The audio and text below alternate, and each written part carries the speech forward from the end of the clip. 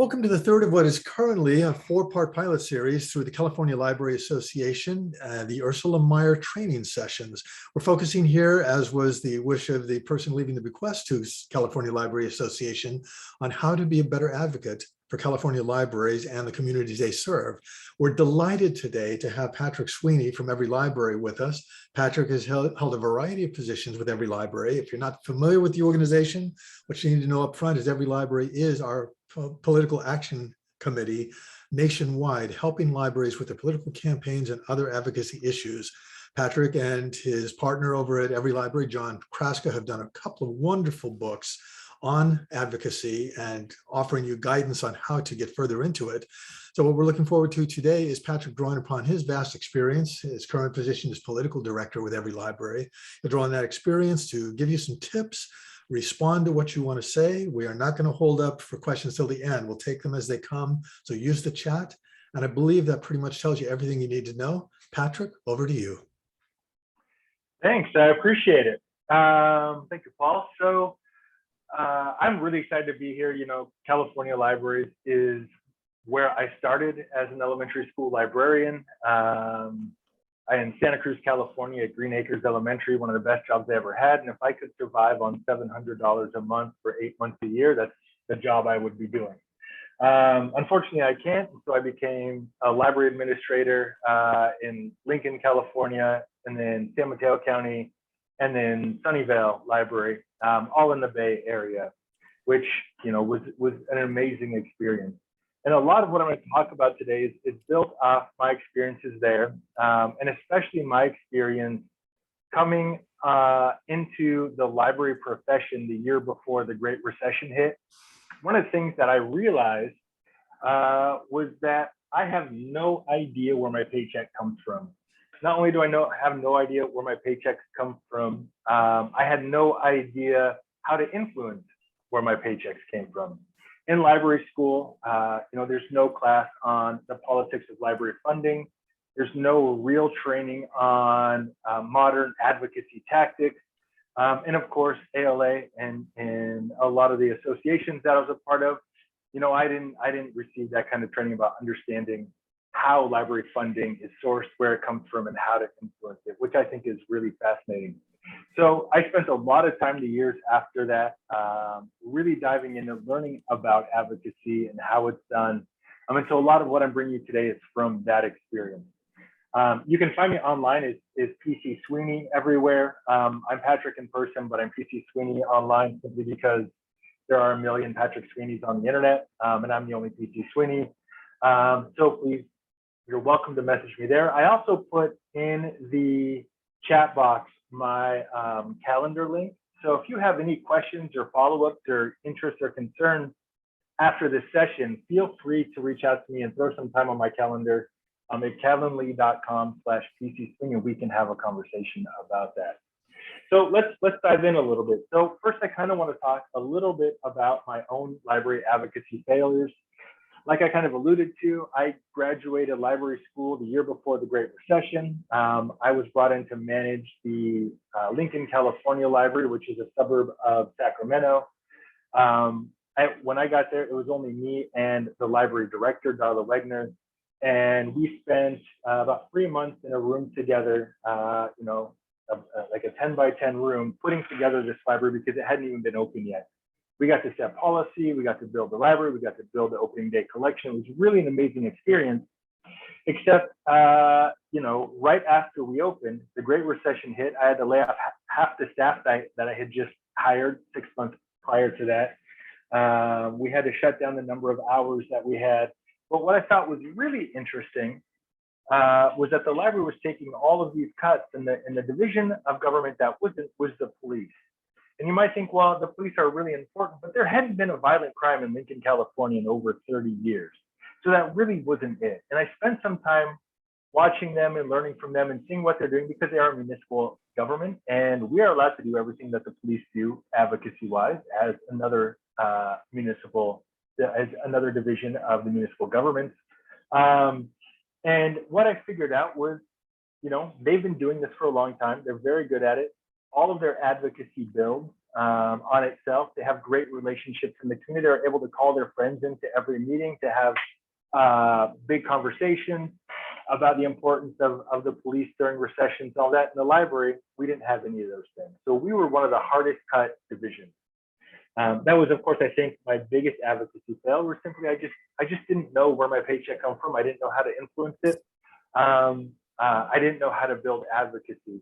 So as I was learning, I did some fun things. I think I did the story sailboat, where I took books by boat around the San Francisco Bay. We did a book seating.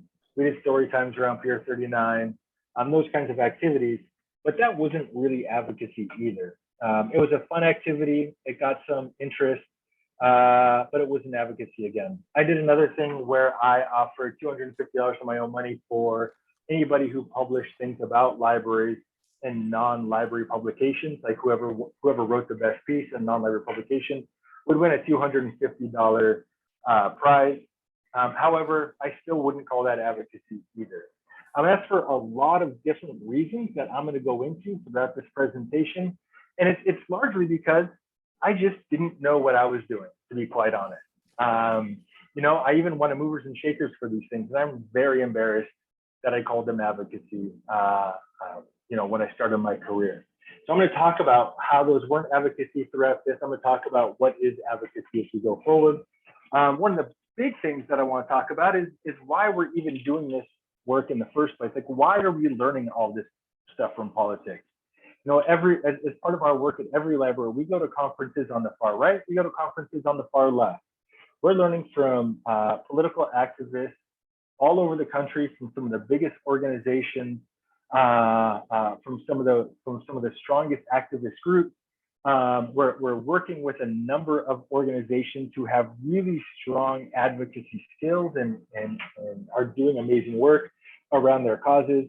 What I learned is that these major political players are extremely advanced in their political theories. Now, when we look at these political trainings, what we have to remember is that every year that there's a presidential election, each candidate now spends about $500 million in digital ads alone, just from their fundraising committee, just from the campaign committee. And that doesn't include the political action committees. That doesn't include the tangential organizations that are also spending money on presidential politics. Just the presidential campaigns themselves spend $500 million on their campaign. So it's $1 billion between two candidates typically.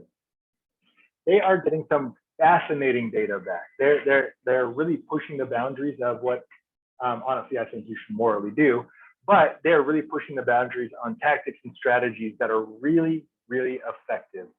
The other big reason that we're learning from politics, besides them just having the money to spend on it and learn, is because 98% of library funding is political in nature. 98% of our funding is motivated by politics, and that's 90% of library funding comes from local tax receipts, local dollars, and those decisions are made by either the voters or the local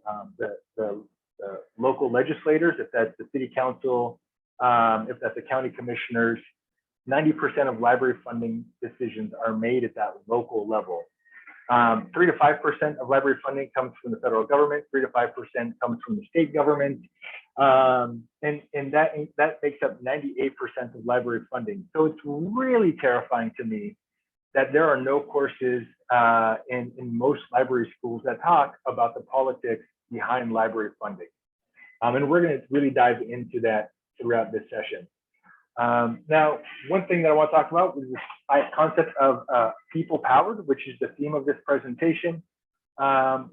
People-powered organizations are people-centric, not money-centric. We have organizations like the American Legislative Exchange Council, which is largely made up of fossil fuel industry organizations, making significant contributions to that organization so that organization can move legislation forward. Okay? That's not what I'm talking about here. I'm talking about people-powered movements. For example, Extinction Rebellion in the UK is a huge people-powered movement. Standing Rock was a people-powered movement. Democracy Now! Is a people-powered organization. And what that means is that they use the will of the people and they engage with people in a way that activates them to take action on their behalf and move their cause forward, instead of spending money on. We'll talk about people and money too in a little bit. Some bigger examples, in 1986, millions of Filipinos took to the streets of Manila. They did a peaceful protest, in prayer, and the Marcos regime folded, on the fourth day. That's a people-powered movement. So this isn't something new. This isn't a new idea. This has been going on, like Gandhi was a people-powered movement. And the work that he was doing was people-powered. So, what we're talking about is engaging the public and moving them onto your side. And you're going to see how critical this is as we kind of move forward and talk about this. But essentially, what I'm talking about is library funding comes from the will of the people, from the local voters, from the local legislators. And that's what we have to focus on influencing if we wanted to move advocacy forward. I'm not talking, this isn't, you don't have to engage every single person. Not every person in your community has to be completely on board with library funding in town. In fact, only 3.5% of the population needs to be involved in the movement. So there was a researcher named Erica Chenoweth, who's a political scientist at Harvard University, who did this big research work, and she found that civil disobedience, 3.5% of the public participating in civil disobedience movements, and being active in their community, engaging with their community and their community leaders is all it takes to launch a movement. And in fact, no movement has ever failed once it reached the threshold of 3.5% of the population taking action.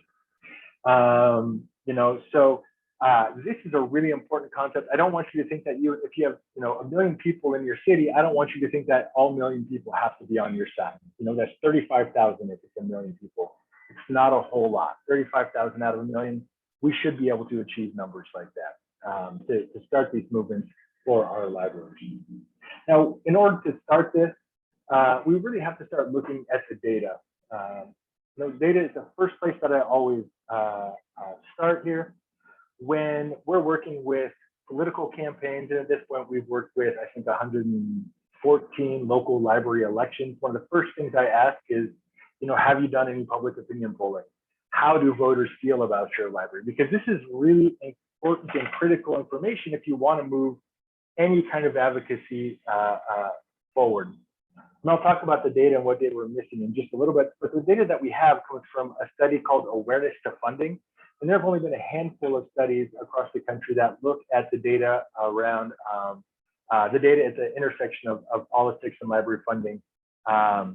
And what they found in 2018 is that 55% of the public sees the library as a essential local institution. They see the library advancing education. They see the library as a source of community pride, enhancing the quality of life.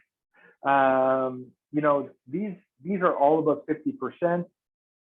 In most states, except California, you need to reach a 50% threshold in order to win an election. Unfortunately, you in California need 66%, right? A 2/3 majority. We'll talk about that too in just a minute. But these are good numbers. So this is what people think about libraries. And I don't think anybody in this group disagrees with this. I think we all see this every day in our library. When we look more deeply at the voter attitude, what we see is that Awareness to Funding did this report in 2008, and they did it in 2018. And in 2008, so this is the first longitudinal study about people's political perceptions of libraries, voters' perceptions of libraries.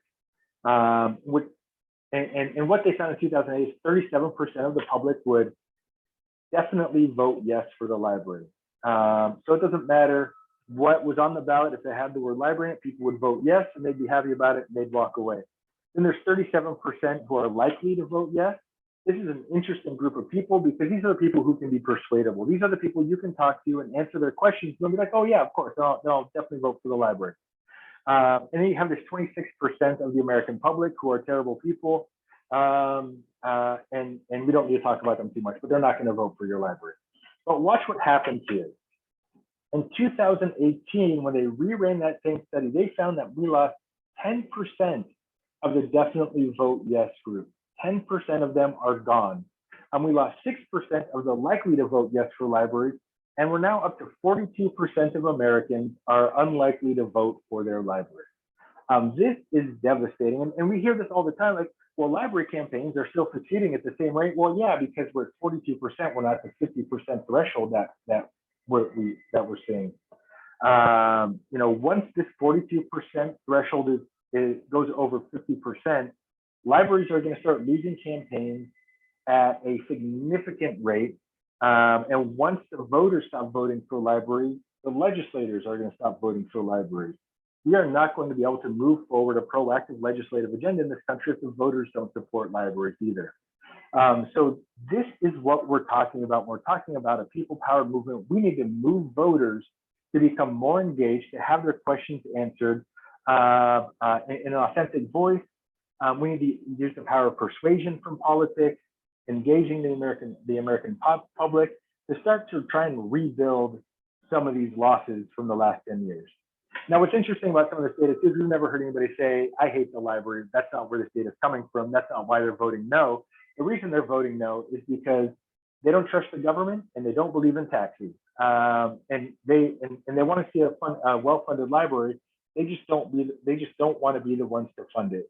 I can't tell you how many times people have told me to just have Jeff Bezos pay for the libraries. And my response is always, great, give me his phone number. I have no idea how to get a hold of Jeff Bezos to make that ask. If we can do it, somebody connect me to him, that'd be awesome, whatever, it's not gonna happen. But I mean, you know, it would be great. So we are losing political support for libraries. Now this data is 3 years old. I have no idea where it is now.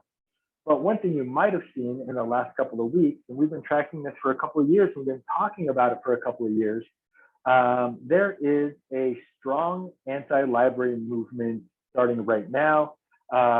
It started for a number of reasons. The books on the shelves, books containing LGBTQIA, materials. It is around critical race theory. The culture war is getting pulled. Libraries are getting pulled into the culture war. And what individuals who are going after libraries are finding is that they can rally support very easily. They can build their data list, which we're going to talk about how you do that in your library.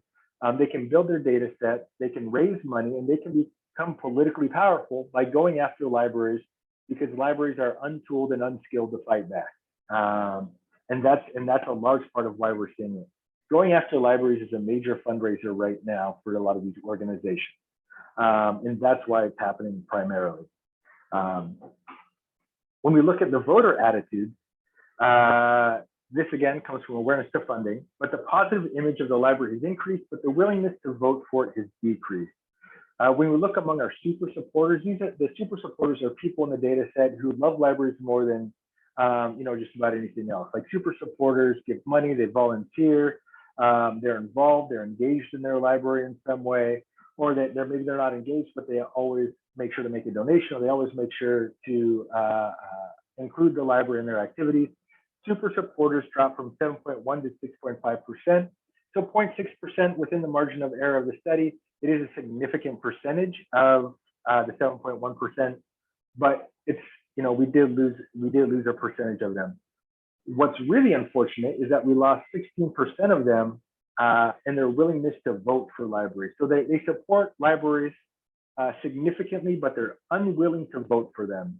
They visit the libraries the same as they always did, and they rate libraries more positively than they did before, and they rate librarians more positively than they ever did before. They just don't want to pay for them. We see the same kind of trends among the probable supporters, except that we've lost the percentage who rate librarians positively. I'm not going to go deeply into this because this isn't my area of expertise, but this is really about the individuals working in libraries do not reflect the communities that they serve in a number of different ways, and that's why you're seeing some of this discrepancy here. But again, we lost 11% of their voter support among our probable supporters, and that should really be scary and eye-opening to all of us. And what this really means to me is that libraries, if our measurement of advocacy is that we're making people feel good about libraries, then we're doing a really great job. All that libraries transform stuff, Beat the Library, whatever those things are, those little quips about, you know, libraries engage lives, libraries change lives, all that kind of stuff makes people feel good about libraries, but none of it is about why they should vote for it. And building a movement about libraries is a little bit more than putting a library transform poster above your drinking fountain. And we're going to talk a lot about what that actually is as we go throughout this presentation. Now, political party doesn't matter. And this, I think, is changing as the right is the one that's largely engaging in the anti-access stuff. The right is the one who is coming after school libraries for EBSCO databases. People on the right are the ones coming after the books on the shelves. We just got a report of school board members saying that these books should be burned. So, I mean, they've gone full book burning at this point, which is wild to me. But generally speaking, the moderate majority of Americans, not the extremists, are in favor of libraries at about the same rate. Typically, sometimes, I mean, there's sometimes a 3 to 5% difference, but it's not really a significant difference between those two political parties. The people that we're hearing from, the people who are being loud, are the extremists on either end, of course, and that's who you're hearing from. But the moderate majority of Americans like libraries and are willing to vote for libraries at the same rate, or vote against libraries actually at the same rate. And so that is something that we really need to think about when we're doing our work, especially considering that 78% of Americans, 78% of librarians are registered on the progressive side of politics. And we've created a very progressive language and a very progressive culture around libraries that disengages our conservative voters. And many of us work in library districts where we are in majority conservative districts. And so we have to think about that. I'll talk about language later on in this presentation as well. Patrick, can I jump in with a question for you? Yeah. Yeah, we're talking here about the people that are our strong opponents. You and John have done a wonderful job in one of the books talking about how you deal with the people that are your strongest critics. Can you give a couple of pointers right off the top of your head from the book to tell people, if you're facing this, here are the things that we find are going to work? Yeah, you know, I have a couple of slides on opposition down towards the end. Okay. And we'll definitely address that. I mean, if it's factually incorrect information, correct it. Make sure you get your information out first, and don't be combative are some of the biggest ones. But we'll talk about this a little bit more. In a lot of cases, you know, you ignore it because it's that one crazy dude who writes his manifesto on his way out of the library or whatever. But we'll talk about all of that. I wanted you to get right out there up front, that whole idea of feeding the trolls, because that is our inclination. We get beat up on a little bit and we want to respond to it immediately. And I'm impressed by the rational, kind of calm attitude you've taken in the face of a lot of irrationality. Yeah. Thanks. My biggest pointer, though, quite honestly, and we'll talk about this during the surfacing aspect of this presentation, is you should be there before the opposition is. In politics, if you're explaining, you're losing. If the opposition says it louder and first, you have to explain. Don't let them be the ones to say it louder and first. You have to be there first, but we'll talk about that. The other thing in the data is card statistics don't matter. Libraries that have 30% cardholder rates or 80% cardholder rates fail or lose elections at the exact same rate. They fail and lose legislative movements at about the same rate. The number of people in your community that have a library card simply doesn't matter, largely because library use doesn't matter when it comes to supporting libraries. A library user and a library non-user are just as likely to vote for or against the library. The only time that we've seen this data shift is if somebody uses the library more than once every 2 weeks. If somebody uses the library that often and they're a super user, they're only 2% more likely to vote yes for your library. So it's even a statistically negligible difference between a user and a non-user. So there are a couple of political consultants out there who are telling you to do things for a campaign or for a movement, like use your ILS data because the people who use your library are more likely to vote yes for it. That's factually untrue. And it's very illegal. Please don't do that. Okay?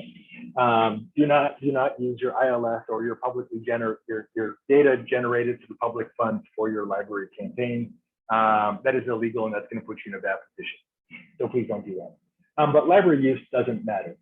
What they did find in awareness of funding is that one thing does matter, and that is people's belief and their perception about their librarian. And I'm going to use the word librarian. Some people said, "Oh, why don't you use library worker?" Well, because it's not just everybody who works in a library in a library. I'm talking about the word librarian as the public understands the word librarian, and the public understands the word librarian to mean anybody who works in, around, nearby, volunteers, is on the board of trustees, is in the friends group. That's a librarian to the public. I don't care about correcting that perception, primarily because the more people who the public has connections to, the more relationships that your library has to the public, the better the better results you will have, either advocating for your library or voting for winning an election for your library. People's belief in their relationship to the library is the most statistically significant aspect of starting a movement around your library. I'm going to talk about where that support comes from, a little bit more about that too in just a little bit. So when you think about this, 98% of library funding comes from the will of the local voters, or 90% of library funding comes from the will of the local voters and local legislators. That funding is based upon and primarily moved by their belief in their relationship to you as the librarian and the people working in your library. And what does that mean? That means whether or not you like it, you are a candidate for your job. You are a political candidate for your job. If you lose voter support, you lose your job just like any other candidate. And that kind of changes our perception a little bit about the kinds of activities that we should be doing in our libraries. We start thinking about how we behave in our library, how we engage with the public. If we start thinking now, is this how a candidate would engage with their public?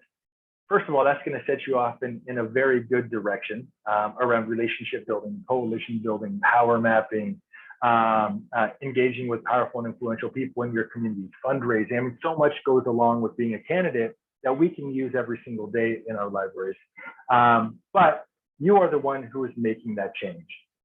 Now, if you are a candidate for your job, what that means typically is that you have to start it out thinking about being like a candidate. And if I was a political consultant and I was taking on a candidate and deciding whether or not I was going to help them run their campaign, I would ask them for two things first. Those two things are, who do you know and why are you running? If a political candidate can't tell you one of those two things, I won't work with them, and no other political consultant will work with that candidate.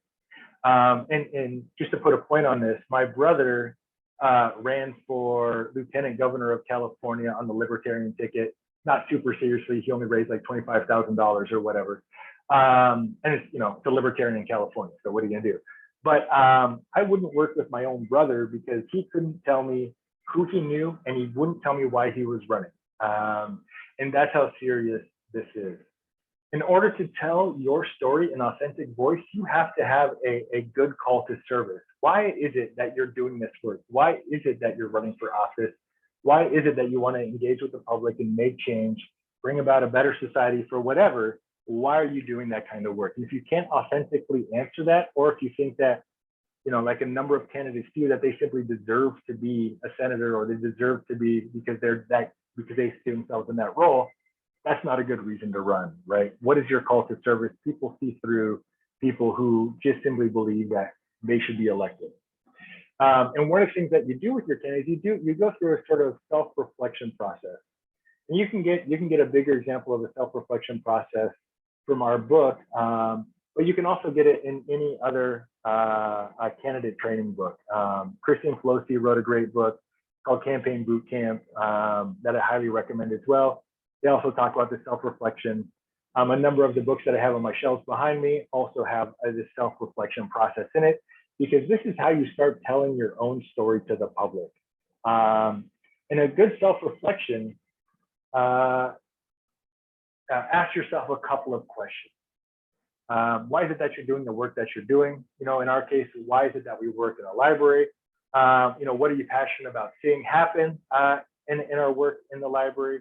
What does your library do better than anyone else in your community? What could your library be doing better? And then, of course, are you comfortable being seen at work in the library? And that's about relationship building.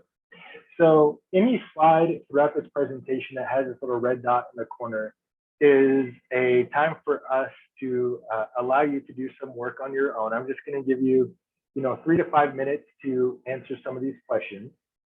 But during this time, there's also your opportunity during these slides for like any bio breaks that you might have. When we come back together and we're going to say 5 minutes, we can have 2 or 3 people answer these questions for us. And we're not going to spend a lot of time doing a round robin and hearing everybody's answer, but I'd love to hear 2 or 3 answers on each of these questions when we come back. So why do you work in a library? What are you passionate about in your work in the library? What does your library do better than anyone else in your community? What that means is, if somebody else is doing it, why are you doing it? You better be doing it better, because if somebody else is doing it better in your community, you probably shouldn't be the one doing it, right? What could your library be doing better?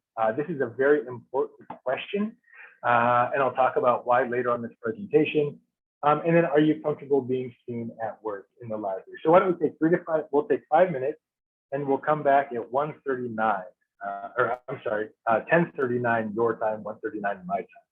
Patrick, when we do switch over to having answers to this, can we switch to gallery view so people can see and hear each other at that point? Yeah, absolutely. Wonderful. So tip to everybody out there, if there are questions that you're thinking of answering, jot them down so you don't lose those when Patrick switches over to the gallery view. That's one of our attempts to make sure that we keep this as interactive as possible and make sure that we're a community of learning working together with some actionable items at the end of the whole session. Thank you. And in the meantime, Patrick's going to stay on, right, Patrick? Oh, yeah. So if you have questions, put them in the chat or unmute yourself while we're taking the break, and we'll continue this informally until we return for your formal responses to the questions.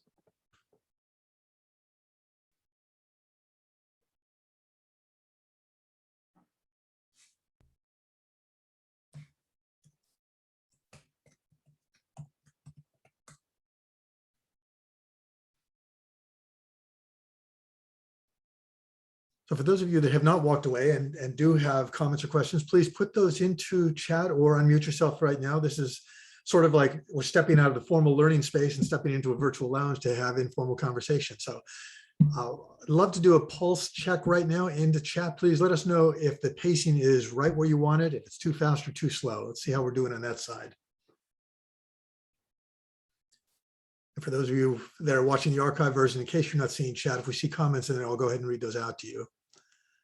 One person's already responding. For those of you watching the archive version, I like the pace so we can get through a lot. Another person saying the pacing is fine.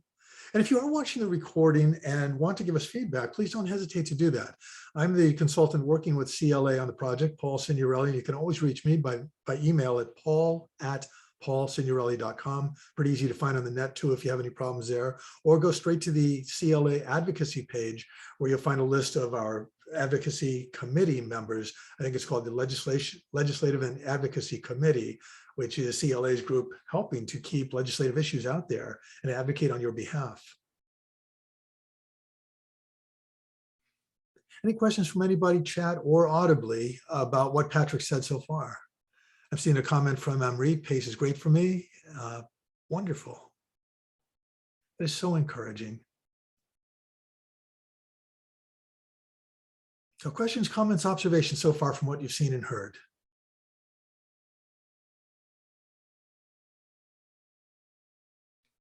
Hillary's commenting, thinking like a candidate, we get examples of good and bad all the time on TV, which is wonderful. I too was struck by that and actually fed that back into the chat to make sure if people were hearing so much that wasn't a point that was missed.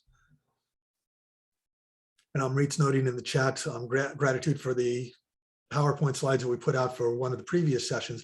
Those things again are on the advocacy tools page on the CLA Cite. The session will be put out there. For those of you saying, why would I want to go to the live one and have to pay for it? We're obviously thinking here that the value of having Patrick and some of our other presenters interact with you live is the value added. But we want these to be resources through CLA for you in your advocacy efforts. Our goal here is to set up a toolkit that is so powerful that you can go in and look at any aspect of advocacy connected to California libraries and have tools at your fingertips that you can use. One of the things we're doing behind the scenes and hope to have finished by the end of the year is a formal toolkit which codifies what's on that advocacy tools page already. Our intent is if you were to go on the advocacy tools page right now and look at it, you can choose from a variety of resources and sort of put together your own advocacy course based on your own needs. That will be constantly updated. We'll take off some of the weaker things, add some of the stronger pieces we continue to come across.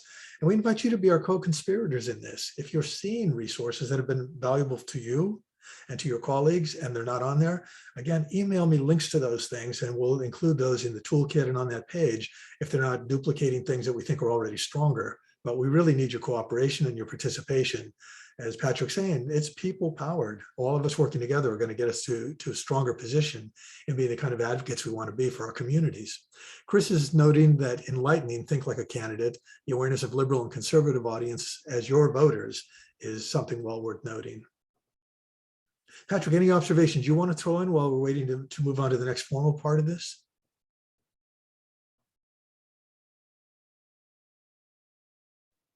No, I just want to give them a minute to finish answering these questions.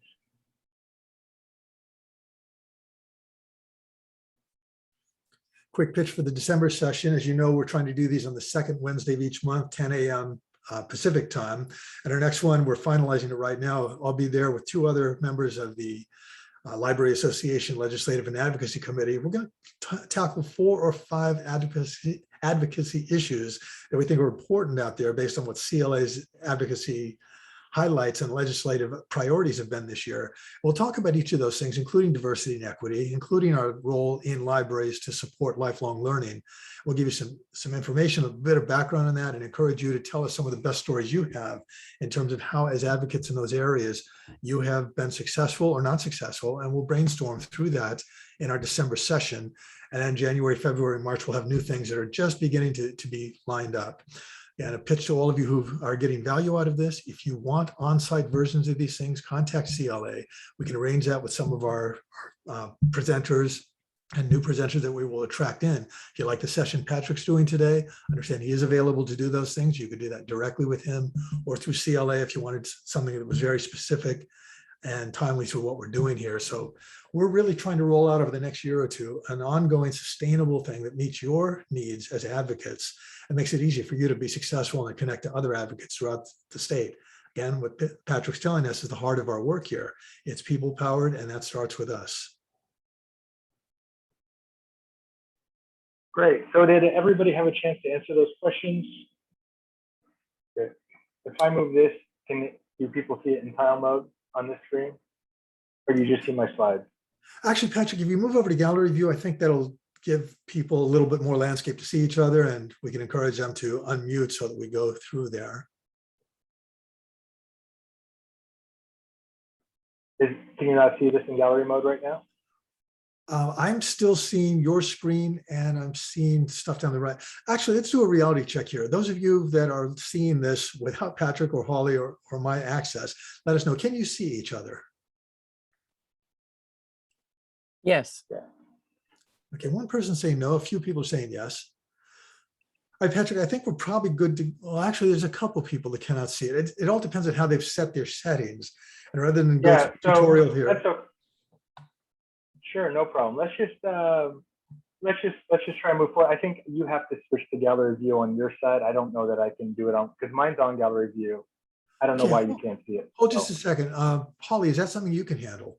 Actually, if you all want to see each other, you have the ability to drag the screen where you see Patrick's screen, what data is missing. There is a way to just grab that and drag it over to the left for me, and I can see all of you, or I can take the share down and we can see each other that way. What would everybody prefer? I'm seeing some updates in the chat that now one of the people that could not see it can see everybody. So I think we're You're good good. for seeing people seeing the slides as well as themselves. Patrick, did you want to solicit a few of the responses to those questions you had up a minute ago? Yeah, that's where we're going here. Wonderful. So let's start with who would like to answer the first question here? Why is it that you work in the library or involved in the library industry if you don't work directly in a library, of course? Should we jump in at any time or Yeah, wait to be please. called on? Yeah. Hi, I'm Rach Sandu. I work in a library because after 2 decades of working in law and policy and dealing with people at high crisis moments, it's so wonderful to be in a space that welcomes people to come in and dream and help them build those dreams and be proactive about building a life that's artful and includes wonderful elements and resources on how to live their best lives. That sounds great. Thank you. Let's try the second one. What are you passionate about in your work in the library? Anybody can jump in. This is Hillary. I think I'm most passionate that the library can really just turn on a dime and do anything. And especially since we're already embedded with a building and people and processes, but we can say we need your building for a fire evacuation center, and within half an hour of putting our heads together, that's going to happen. We're going to get it done in some way. Yeah, absolutely. That's a good one. What does your library do better than anyone else in your community?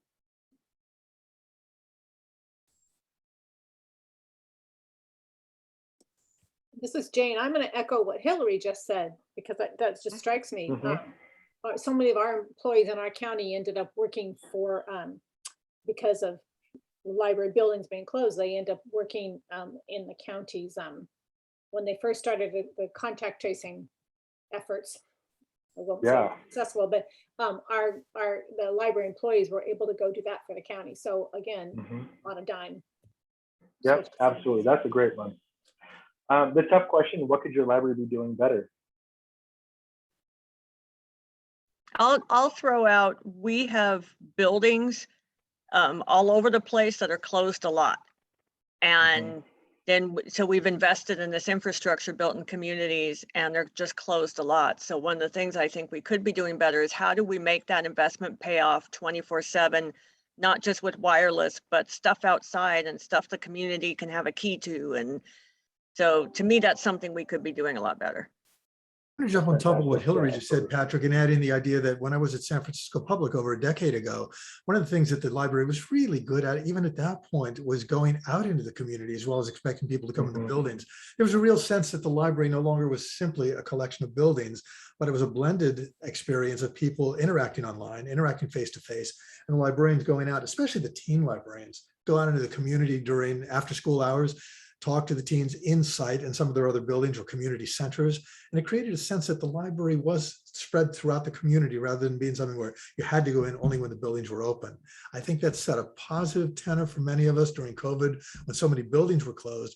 And many of us who are advocates were saying the library itself is not closed. You can still interact with library staff and get library materials through online interaction. The more we stress that as COVID continues, and as we create what I hope is going to be a new and better normal, I think the stronger we are as advocates for our institutions. Absolutely. Great. So the final question here, are you comfortable being seen in your community? I just need everybody to nod their head yes. You know, that's really it. Yeah, fantastic. Okay, so let's move on. Think about your answers to these questions as we move forward throughout this presentation, because you'll see them come up as we move along. Now, what data is missing? So awareness to funding was an amazing study by OCLC. First time we ever measured the beliefs of our voters on a longitudinal scale. But there's so much data missing. All the data that we got was very, very interesting, but not very useful, as is so many reports that we do in the library industry, quite honestly. Very interesting stuff comes back, but how do we actually enact any of that? The data that's missing in here is if it's not about politics, if it's not about political ideology, if it's not about whether or not they use the library, what really is it about? who is it that votes for libraries? If we don't know if it's Democrats or Republicans, if we don't know if it's users or non-users, then what is it? How do we find the library users or the library supporters in our community? And it's a very important question because we have no idea who to talk to, and we have no idea what to talk to them about. We don't know when to talk to them, and we don't know through what medium to talk to them about libraries. So we don't know if single women over 40 with 2 kids who own their own home and drive a blue Subaru are more or less likely to vote for libraries. We don't know if renters are more likely. We don't know any kind of data about who it is that I can use to target and segment audiences of voters in order to make that data useful. Now, if we look, you remember we had, yeah, so you're a library voter, great, perfect. No, I have no idea. So the big issue is that if I look at a voter file, if I'm doing that campaign work, you know, that top 26% of voters, or that top 31% of voters who are my likely to vote yes, I have no idea who they are on the voter file. I can't find them. I have no way to target them. I have no way to reduce the cost of my campaign by targeting those individuals. If I was a Republican candidate, I'd have to talk to Republicans. If I was a Democrat candidate, I'd talk to Democrats. If I was an issue, I'd do a big public opinion polling project where I would determine who my supporters are and what they look like and where they are and how to reach them and what messages resonate with them. We have no idea. So we wind up with campaigns like Libraries Transform or Geek the Library or these other kind of programs where we're telling people good things about libraries that we want them to know, but we don't know if it's the things that they want to hear. We're not talking to people about the things that they want to hear. We're doing this thing where we just tell everybody everything nice about libraries all the time. And we can't really do that because we have a finite amount of resources. Again, if I was running a political campaign, I'd take all of my yes voters. I'd call all my voters who I think are in my target audience. I would take all the yeses. I'd put them in a nice pile on my desk in the corner. I'd take all my no's and I'd throw them away. In that middle, maybe, the people who are questioning but are likely to be convinced, that audience, those are the people that I focus my resources on. I wouldn't talk to my yeses because they're yeses. I wouldn't talk to my no's because they're no's. I'd talk to the people that I have the finite amount of time, resources, money, people to engage with in order to convince them and move them. And we see things like Cambridge Analytica, and I don't know if you don't know about Cambridge Analytica, Google it. But Cambridge Analytica got in a lot of trouble because they stole the data to make those informed decisions. But every single political campaign is trying to build that data set to make those decisions. Cambridge Analytica, the only thing that they did really was help people, help campaigns identify who their likely supporters are, what messages resonated with them, when to tell them those messages, and through what medium to tell them those messages. That's the data that makes interesting data useful data. And we don't have any of it. So if you're going to do any of this work, feel free to do public opinion polling. If you're interested in doing public opinion polling, I have a bunch of firms that we work with that I can recommend to you. So, but now we have to think about, all right, what resources do we have to actually do this work? And if you are doing a political campaign or an advocacy campaign, you only have 3 resources for this work, and that is money, and that is time, and that is money, and that is people. Without time, money, or people, you don't have a campaign. Those campaigns that call us 3 weeks before election day and they say, we're going to lose, you know, the public's turning out against us. I'm like, well, you don't have time. How much money have you raised? They're like, well, we haven't raised any money. Great. How many voters have you identified? We haven't identified any voters. And I say, yeah, you're right. You're going to lose because that's the way campaigns work. I can help you lose with grace and dignity in a way that might help you win in a couple of years down the line, but I can't change. If you're out of time, money, and people, I can't help your campaign. If you're running an advocacy campaign, what this means is that if you are spending one of these 3 resources, you better be building one of the other ones. If I'm spending time and money engaging the public, I better be identifying the members of the public who are supportive of my cause. If I'm not doing that, I am wasting my time and money. So this is why things like Geek the Library, Libraries Transform kind of drive me crazy. We spend time and money on putting these things up around our library, but they don't do anything to engage the public in a way that identifies them. So 1,000 people walk by a library's Transform poster, and 100 of them go, yeah, you know what, absolutely, that totally resonates with me. Which 100 of those 1,000, right? And then of those ones that engage, you read one of those posters, what do you do next? If you're like, absolutely, I'm so into this, there's nothing for them to do.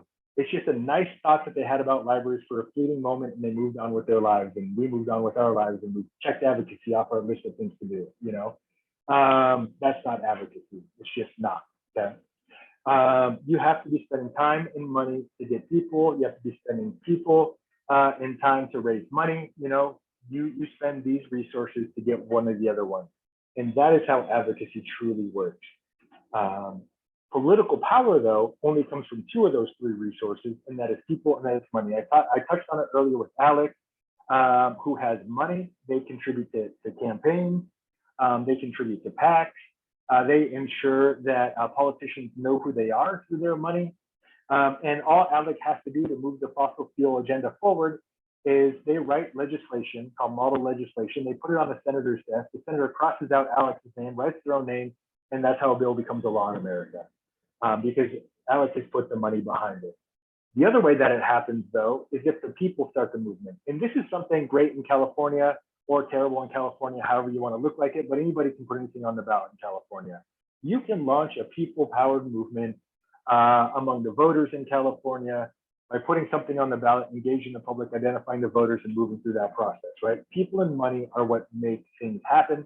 If you don't have one of these two things, you don't have political power. And guess what? Libraries don't have political power because nowhere in this country have we built a national database of library supporters. Except for what EveryLibrary is doing, we now have a database of a few 100,000 that we now engage with in order to move forward. But we don't have one that's significant enough. Or if we look at the NRA as a model, and I use them simply because everybody knows who the NRA is, but if Second Amendment rights are threatened anywhere in this country, the NRA can immediately email, phone call, knock on doors, send pieces of mail to millions of Americans immediately. The next day, they can be sending out those materials and say, hey, you know who hates the Second Amendment? This guy over here or that woman over there, you know?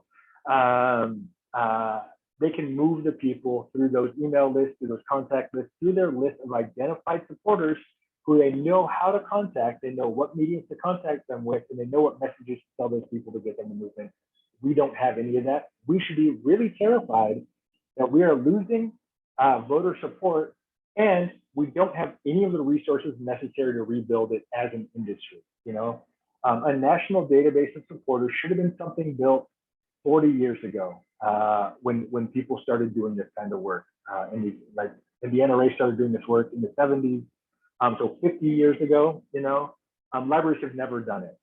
I'm kind of critical, but we've never had to do it before because prior to the Great Recession, libraries put something on the ballot, walked away, it generally passed, right? We've never had to be political before. Now we do. We're starting late in the game. We have to start building this data set. EveryLibrary's data set, by the way, is freely accessible to librarians around the country. If you want to know who supports, donates, or wants to volunteer at your library, I might have some people in my database that I can send you. All you have to do is ask for it, okay? We are out of time because we are close to that 50% threshold where we start losing library elections, voter support. We don't have money, you know, EveryLibrary isn't an organization that has millions of dollars in funding. You know, we raise hundreds of thousands a year, but we don't raise millions a year like we need to. A lot of our state associations are all volunteer and don't have major pools of money. The ALA, of course, is in financial trouble as well. And none of us have built a database of library supporters in our states, regions, localities, national level, none of it. So we are in a lot of trouble right now. But we can start rebuilding. Because what we can get is people. People still generally like libraries. In fact, like I said, I've never had anybody say, I hate libraries. I've heard people say, I don't trust the government and I don't like paying taxes. And in fact, the attacks that you see on libraries is largely based upon people's distrust of government and in discovering finally that the library is a government agency. Like people really didn't put that together before. And now they think that now they know that the library is a government agency and they're coming out of it as part of that anti-government movement, right? But we can still get people right now, and we're only gonna be able to get people for a short time. We're gonna talk about how to do that. Just so you know that I'm not making any of this up, this is again from the Awareness to Funding study. One of their key recommendations was identify, cultivate, and empower super supporters. However, I added the word identify because you can't cultivate and empower super supporters if you don't know who they are. And none of us have done the work to find out who they are. Every library is doing it, of course, but locally, state level, national level, we're the only ones doing it. We should all be working together on identifying who our supporters are. This is how you start that people-powered movement. When we look at that current advocacy model and the things that we're doing advocacy-wise, and the things that I did, previously with my advocacy failures, it was all one directional. I was telling people good things about libraries. The book shooting told people good things about libraries. We'd tell people good things about libraries when we did our little story times and things like that. It was all very one directional. When we look at the library website, they're all one directional. They're giving information to people. We're not getting any information back. When we look at the way we provide services and programs, we don't ask for anything back. I'm not talking about asking for money, but I'll talk about what I'm asking for in just a minute. But it's all, if we tell people good things about libraries, some kind of magic will occur, and then library funding will just appear, And this just simply isn't how advocacy works. If advocacy worked in such a way that if you told somebody something good about something, they would realize the goodness of it and then they would support it, we would have a very different country than we have right now.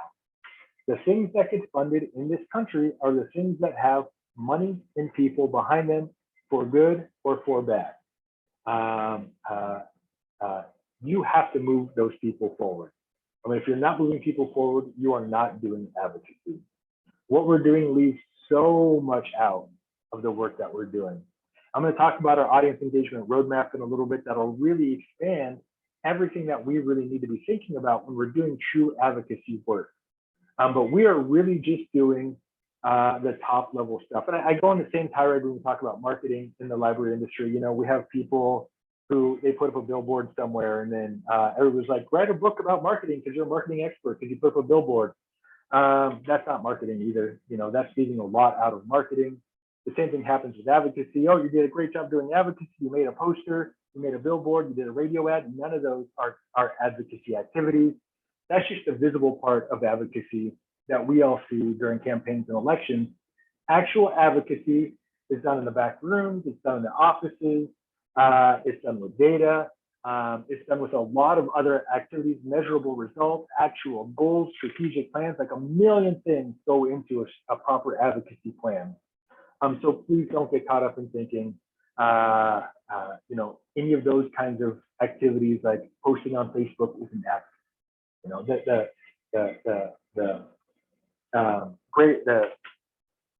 I totally forgot the name of my project. The story sailboat was not an advocacy project, right? Even though I thought it was at the time.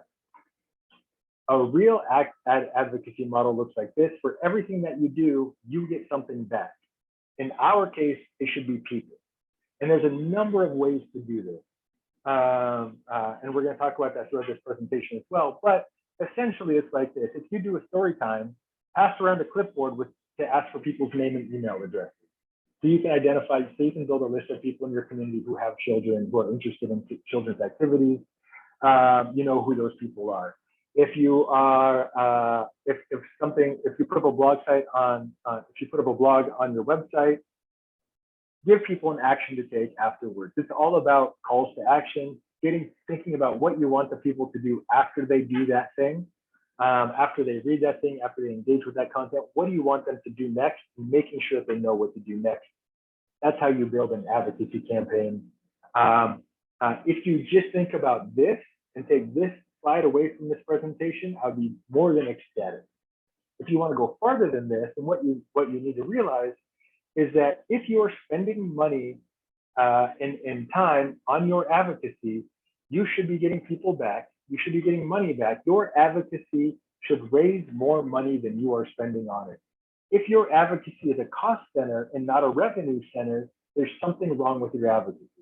And we can talk that through. This is how you make out advocacy profitable. This is how you grow your advocacy work. This is how you grow your community and grow your people and turn that advocacy work into a sustainable project, right? And we'll talk a lot about how to do that. So when we think about this in a real easy way, you know, you put out those persuasive messages, you identify the people who are persuaded by them, and then you activate them to engage. Real easy when you think about it like that. Now, how do you do that? Well, let's talk about the tactics behind it. Okay? First of all, Saul Alinsky wrote a great book called Rules for Radicals. It's vilified on the right, but it is a book that I haven't met a single conservative political consultant who doesn't have a well-worn dog-eared copy of Rules for Radicals themselves. Everybody uses this book on the far left, on the far right. The people who vilify it use Alinsky methods or whatever. So I highly recommend the book Rules for Radicals to start thinking about this kind of advocacy work.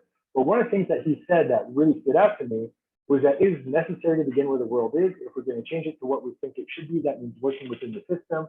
This quote goes on to say something like, you know, if I had long hair and tattoos and I was meeting a conservative organization, I'd probably cut my hair and cover my tattoos.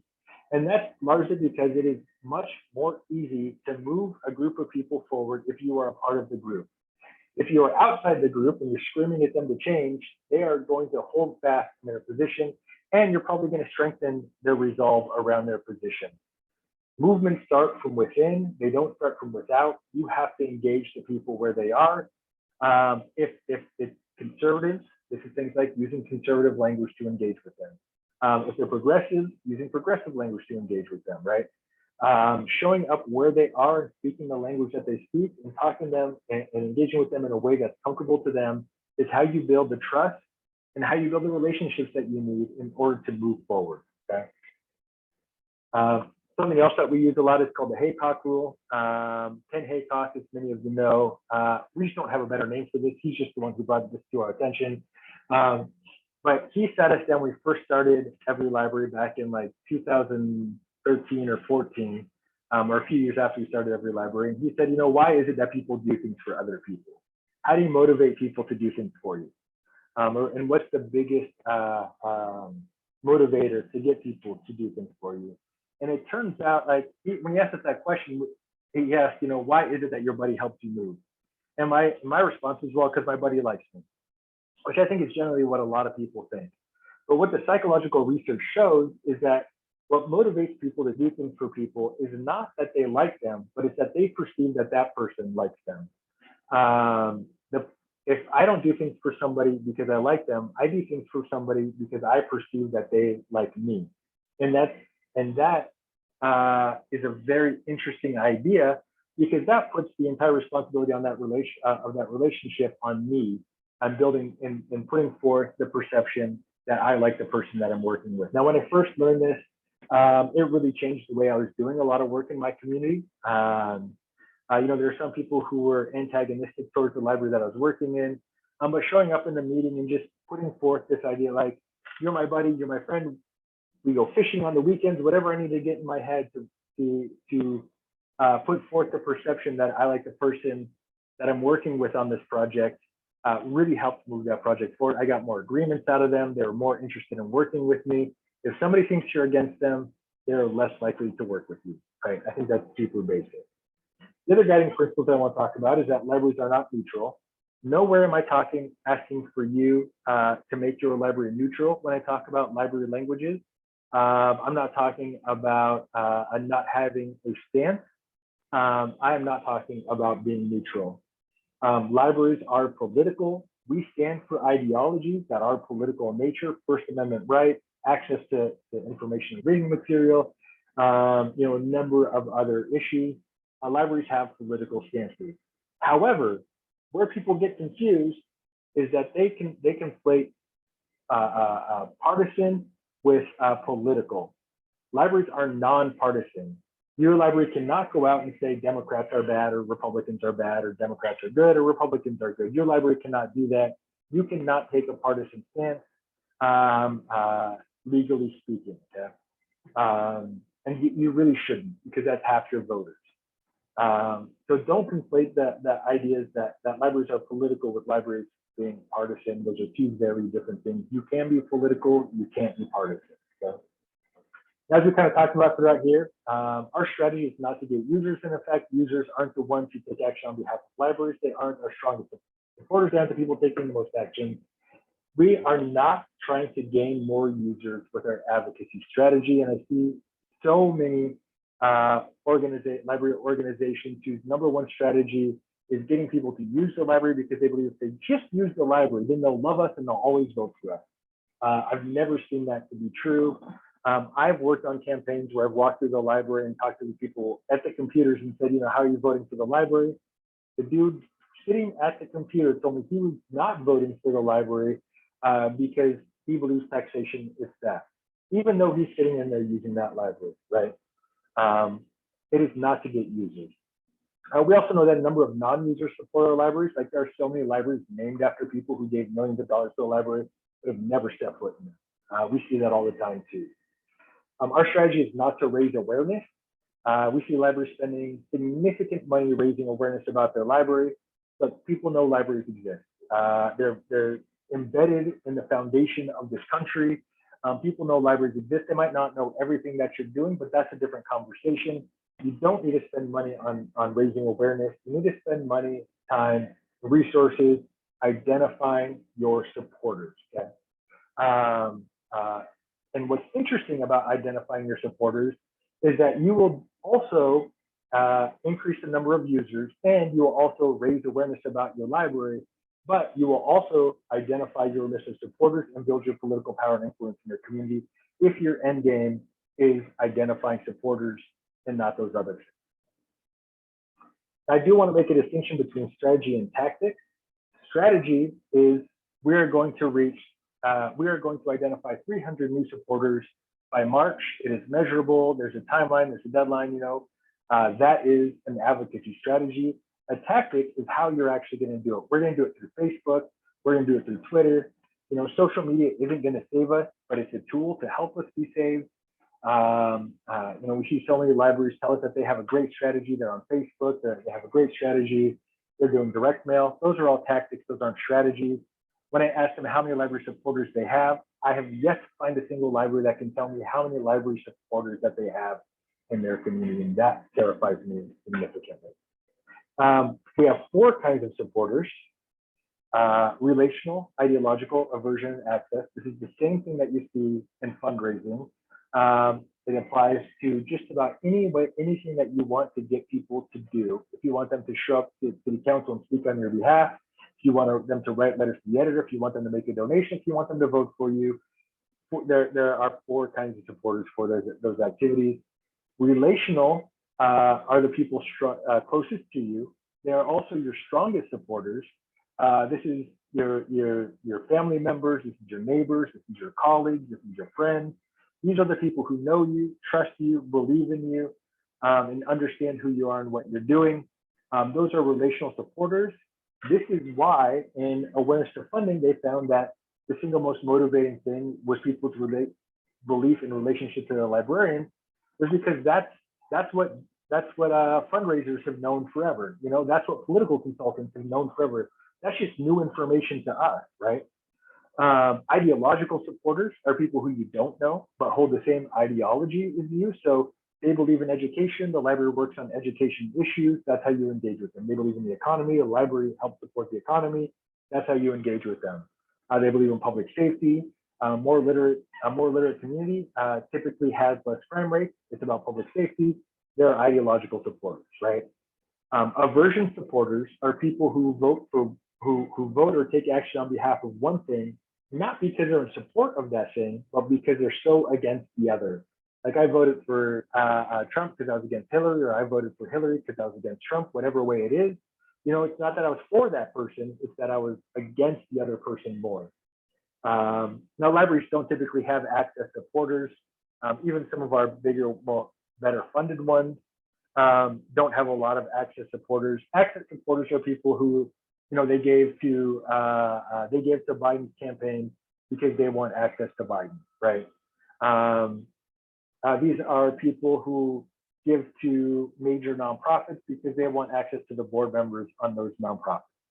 I have yet to see very many library boards, trustees, friends, or foundations, with 2 or 3 exceptions maybe, that had such a significant, important individual involved that people were showing up just to access that individual. Okay, those are access supporters. We don't really have them. But we did a big thing in libraries for a couple of years where it was all about business, marketing, sales cycles, and all of that. This is not a sales cycle.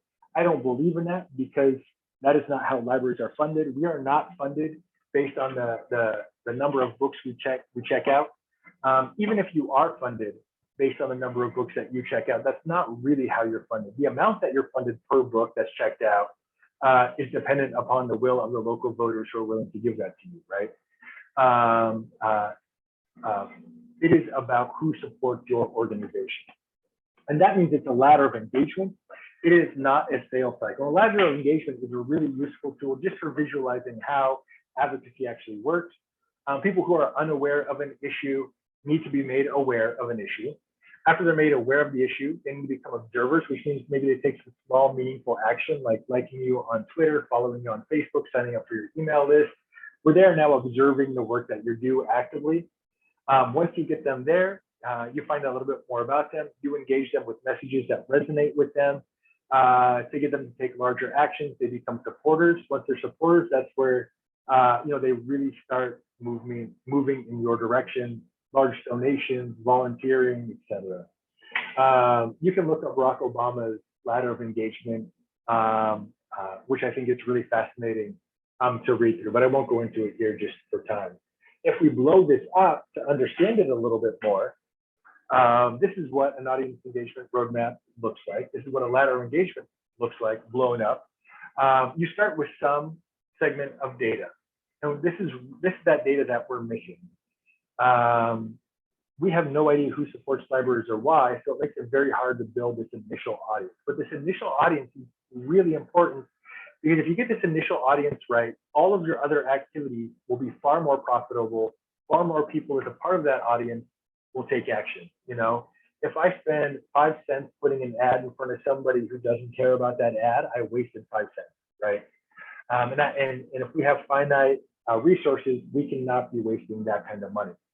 So with the right data set, you can target people on Facebook who like public libraries in your community. You can target people on Facebook who like education or the economy or whatever that is that you're going to talk to them about. You make them aware of the library with your first initial messages. You tell stories that. I'd love to jump in here with a quick question on that whole thing you're talking about. Again, in the books that you and John did, you talk about the value of focusing on certain voters in terms of putting time and money into them, as opposed to some people who are your opponents anyway. And if I remember correctly, your perspective was putting money into your strongest opponents and trying to convince them is a waste. Could you address that in a pithy way to give some tips to people? How engaging with your no voters is a waste of money? Yes. Yeah, so even Mitt Romney said this. This is what he got in so much trouble for when he said, I'm only talking to 47% of the voters. That's exactly what you do in an election. You just don't say that part out loud. And the reason is simply because you have a finite amount of resources. If I had infinite resources, I could talk to everybody all the time about libraries. I could engage my no voters. I could engage my yes voters. I could engage everybody, but I don't. I need to make the biggest impact with my dollars. If I have $1 and I can identify 2 yes voters, or I have $1 and I can convince 1 no voter, which one is more effective? Well, identifying those 2 yes voters. I got 2 for $1, right? And that's really what that comes down to. Thank you. Really appreciate that. Yeah.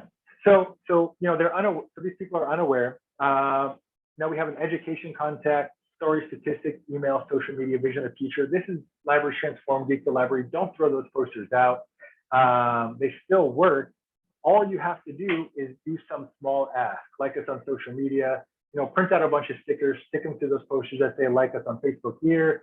sign up for our email list here, give them that next action, make a donation to the friends, whatever it is, get them to identify themselves. Once they're identified, now your identified supporters are your observers from that ladder of engagement.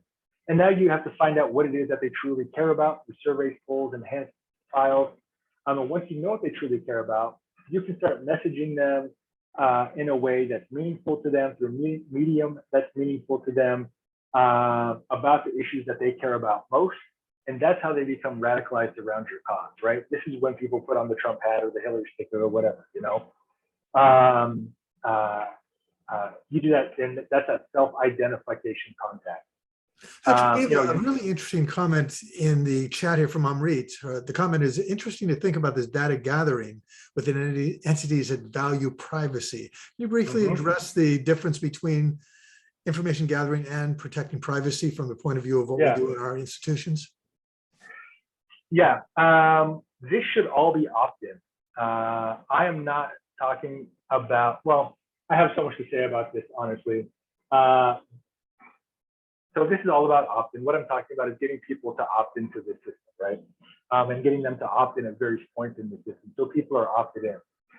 We say libraries value privacy, but we also offer databases like A to Z databases or Reference USA, where I can go in on a library computer with a library card and look up any of my neighbors and see how much they make, whether they own their home, whether they're married, whether they subscribe to magazines, whether or not they read science fiction, whether or not they enjoy sailing. Like I can, like we say we value privacy, but all that data is available to the public from our library, you know? So, I mean, how really entrenched in privacy are we? I don't know.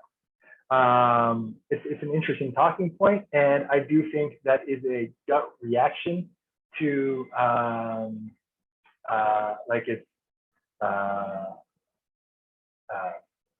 I think that we have a gut reaction to it that's not as based in reality as it should be. Let me just leave it at that. But I am talking about opt-in. So back to the self-ID contact. You know, we get people to identify themselves, because once people identify themselves and proclaim that they are for this issue, like who they're voting for, whatever, and they declare it before God, country, friends and family and whatever, now it's an ego issue. For them to take down their sign or take off their Trump hat is now an ego issue. People aren't going to do it. They're now entrenched. These are the people who are advocates who you get the biggest ask for. The reason that we're seeing so much radicalization in this country is because it's the radical people who make contributions to campaigns. It's the radical people who show up and vote. It's the radical people who launch those movements, and organizations have figured that out, and that's why they're radicalizing people, plain and simply. Like nobody's driven by a yard sign and said, you know what, I will vote yes on it, Measure A. It's not convincing, but that yard sign isn't about the people driving by looking at it. That yard sign is about the person who put it in their lawn, and about getting them to identify as that individual, because that solidifies their support. Okay. To sum up, that entire thing, always include a call to action. Everything that you do, what do you want them to do next?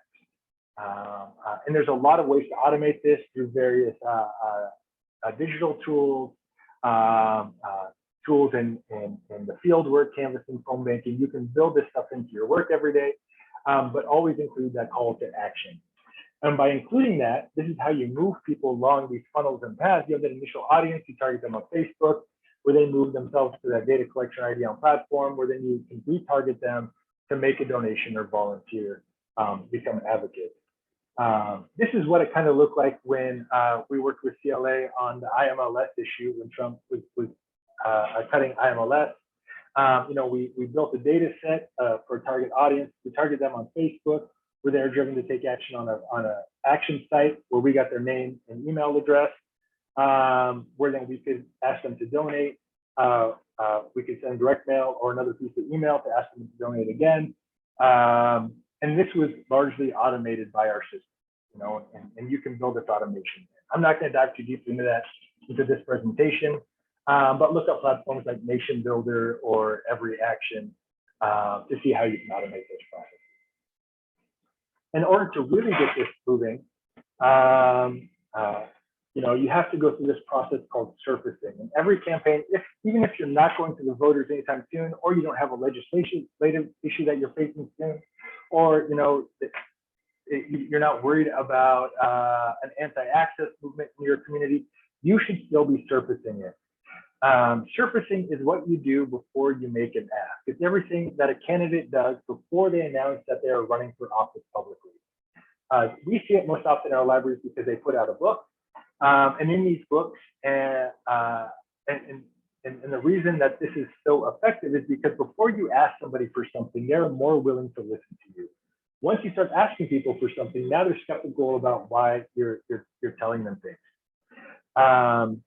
So you have an opportunity now to put out a narrative in your own voice that's authentic. All those questions you answered earlier in the session about who you are, what you're doing, what you believe, and what you want to accomplish in your community, so that later on in your campaign, you can work off that narrative. So if you know that people are going to say any tax is a bad tax, and that's why we're voting no for the library when you go to the voters 10 years down the line, then start talking now about the return on investment on your library. Start talking now about the library's impact on the local economy.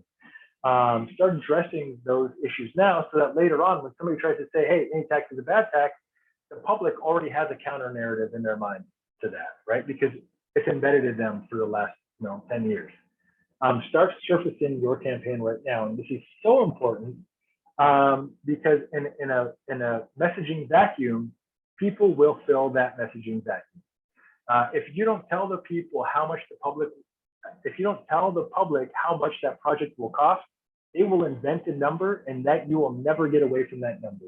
I can't tell you how many campaigns I've seen fail because somebody on Nextdoor was like, I heard this project is going to cost $36 billion. And it's like, no, nobody ever said that. But now that's the gospel in that town, and anything you say, you are lying. This is that idea that whoever says it first and loudest in politics wins. You have to be the first one to say it. You have to be the loudest one saying it.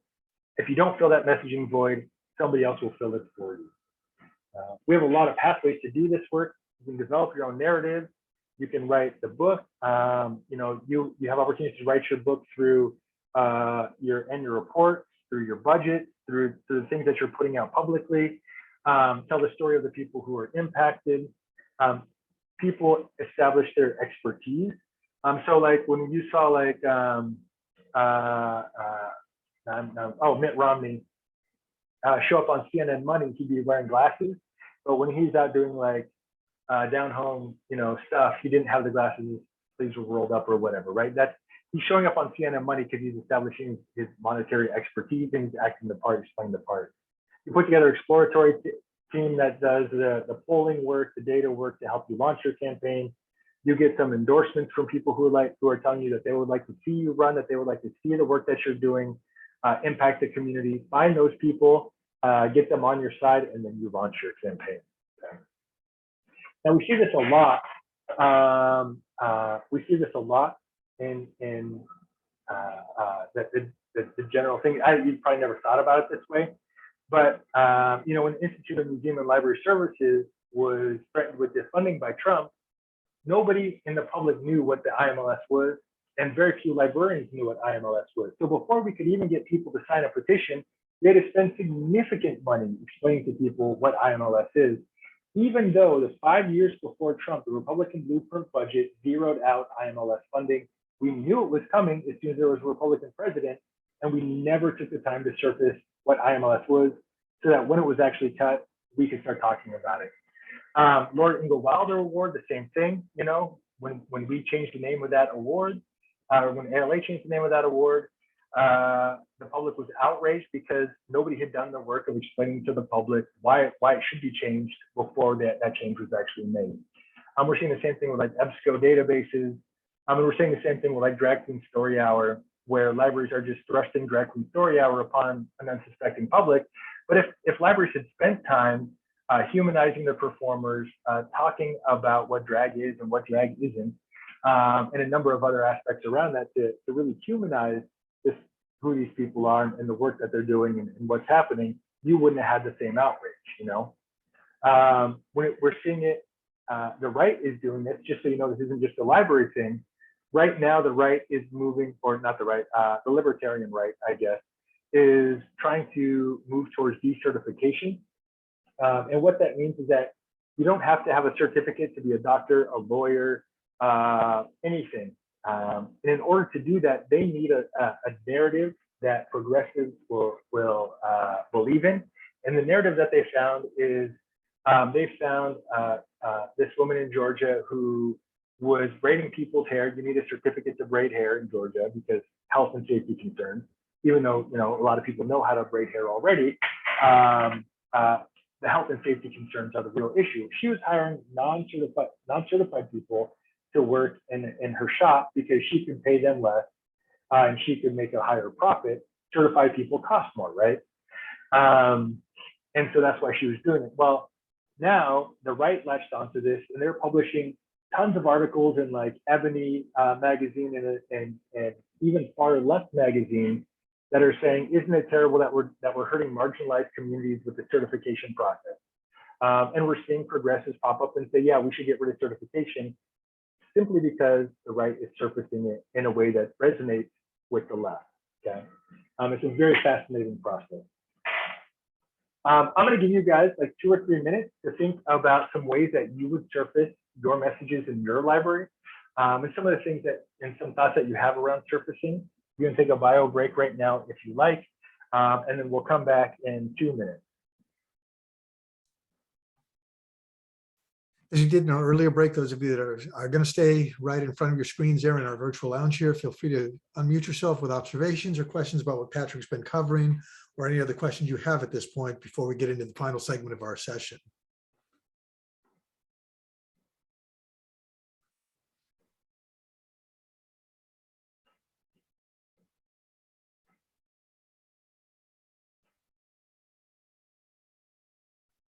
Patrick, if you're still there, what's one of the most impressive things that you have seen in terms of the library facing challenges, turning things around through exactly the kind of advocacy campaign you're talking about, that early spread of information versus misinformation, and switching people around as much as you can by activating your advocates? Yeah, you know who does a great job is Lance Werner.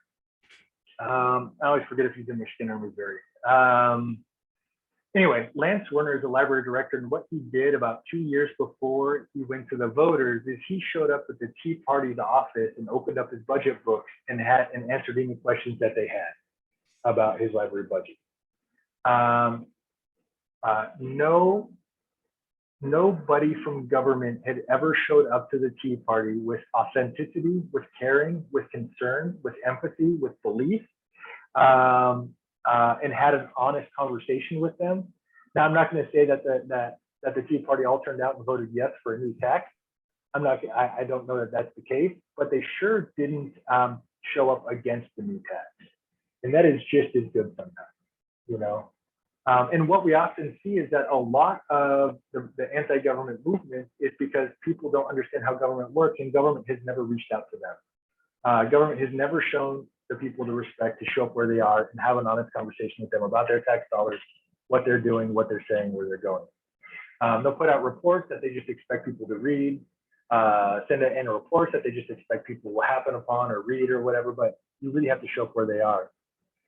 We had a library director in Colfax, Washington, show up to, if you grew up in rural communities, there's those coffee shops where all those old dudes in their overalls and their John Deere hats are sitting around drinking coffee in the morning.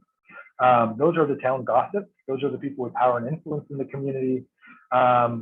We had a library director, after we saw those people in that coffee shop, we had a library director show up and just have a conversation with them. They absolutely lost their minds with how much they loved that the library director showed up to where they had coffee every single day, brought them all around the coffee and had a conversation with them. No agenda, not asking for anything, just showing up and asking them how they felt. And that goes so far. If we look at like Donald Trump's success, his success was also because he showed up in rural America. Democrats don't, When was the last time you saw a Democrat, in rural Missouri holding a rally? It doesn't happen, not because the supporters are there, but because that's not who they talk to, right?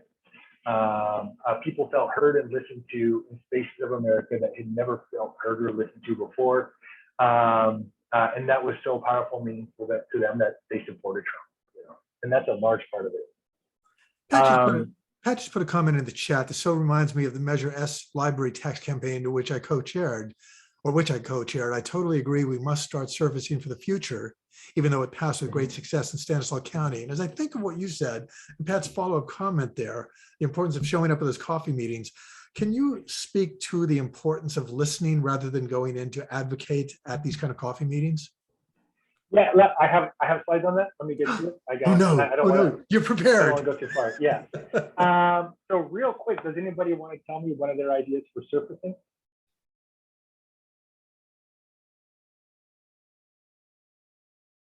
And again, you can jump up and just speak if you like to. If you don't respond here and unmute yourself, Patrick and I are going to sing and it's going to get ugly. So I would encourage you to respond to the comment to save yourself pain. That goes for you watching the archive version. We're going to come right into your living room right now and start singing to you if you don't respond.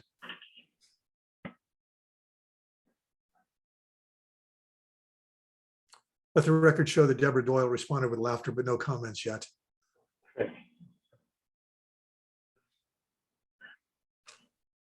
Anybody, what's your best way of resurfacing or surfacing your library out there? What are you doing that's successful?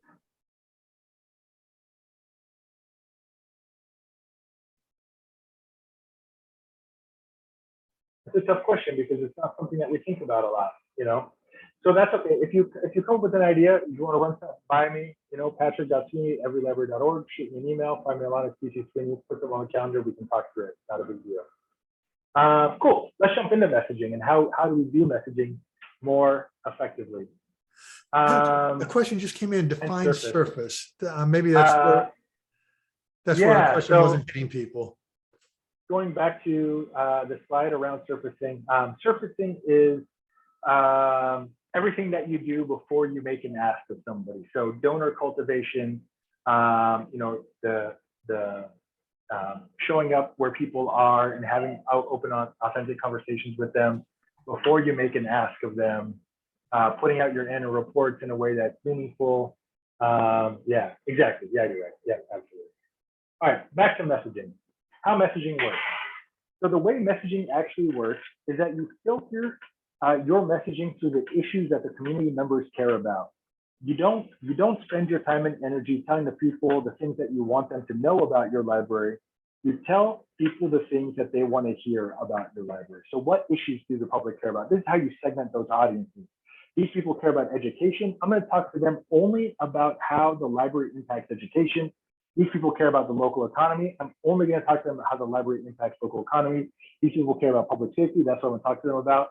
Now, when those people think about fixing those issues, the first thing they're going to think about is, oh, the library does that.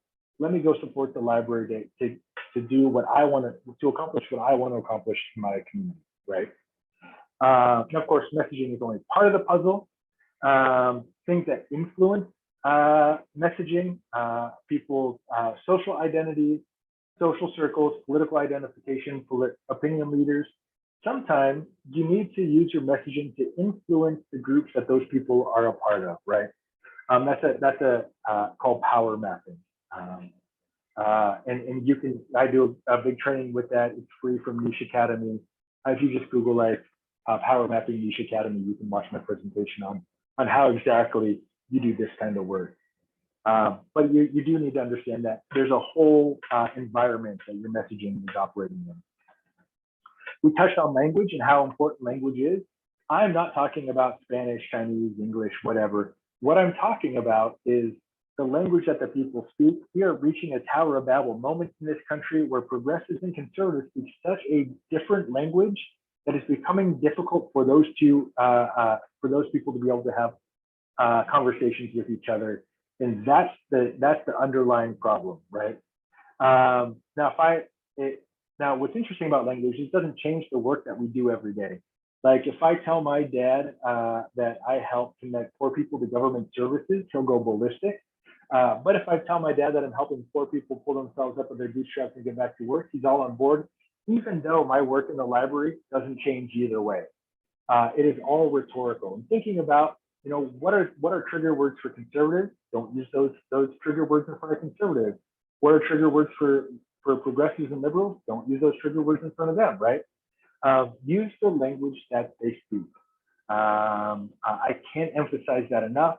And I can't emphasize it enough considering we have such a progressive language around libraries because 78% of the library industry is registered on the progressive side of things. There are three languages though, progressive, conservative, and libertarian.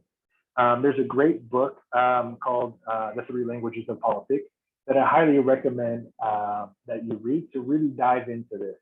There's also an author called named Frank Luntz, who is a conservative consultant and talks about language. He wrote a book called Words That Work.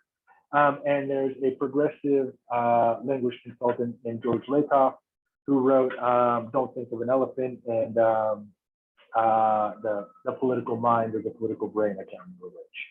By George Lakoff, who can help you kind of understand the difference between these different kinds of languages.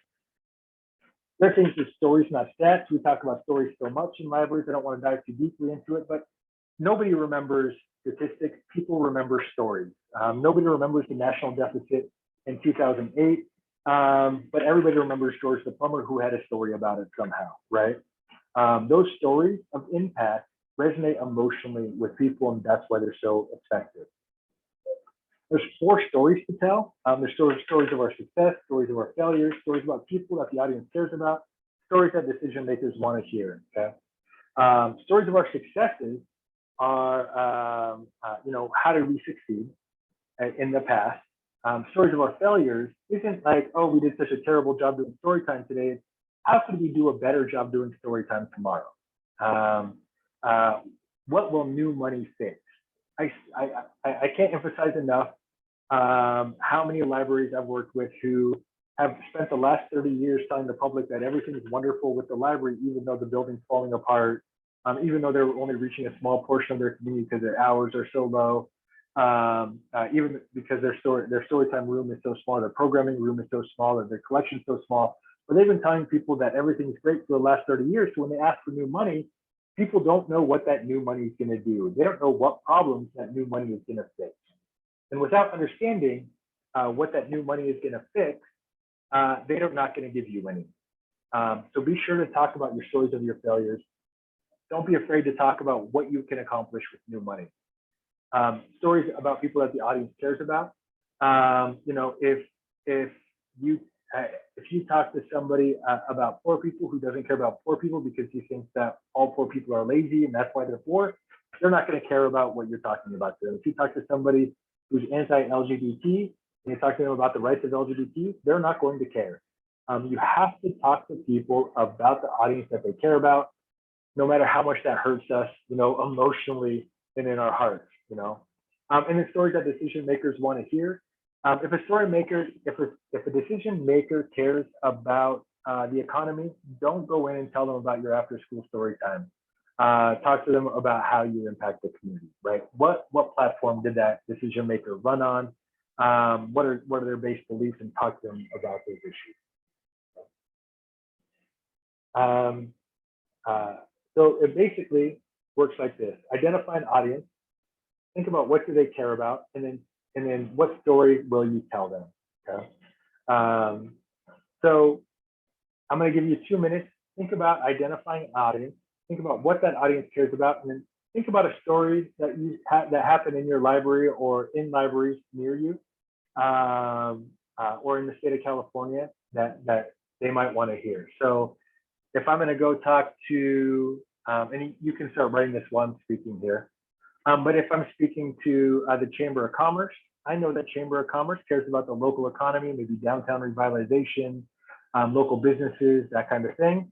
I'm going to tell them a story about somebody who came in and got the help they needed to launch their own small business in my library, right? I'm not going to tell them the story about Johnny who learned to read or any of those other things. If I'm talking to the local education agency, I know they care about education, I'm going to talk about how the library supports their curriculum, right? That's simply what it is. It's very, very easy. So let's talk about a messaging structure. Problem, agitation, solution.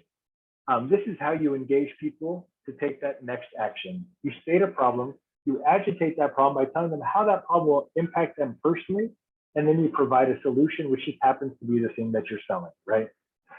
So the problem is, children in the community are illiterate, or we have a high illiteracy rate among children in our community. The agitation is when those children grow up, they'll be less likely to succeed in life, which means they'll be more likely to turn to crime, which means if they don't learn to read, you will be stabbed and or shot and or robbed. The solution, bring your kids to story time, right? Don't really use that one, please. But that's a really, that's a super exaggerated problem agitation solution. They don't all have to be negative. Your problem can be children who succeed at reading are more likely to succeed in life, meaning that you won't have to pay more taxes for social issues, and you'll be safer in your community. What's the solution? Bring your kids to story time. So you can frame it on the positive side or on the negative side, and that works either way. Now, from that study that we talked about before from Erica Chenoweth, found that 3.5% of the population is all you need to start a movement. What she also found is nonviolent protests are twice as likely to succeed as armed conflict. And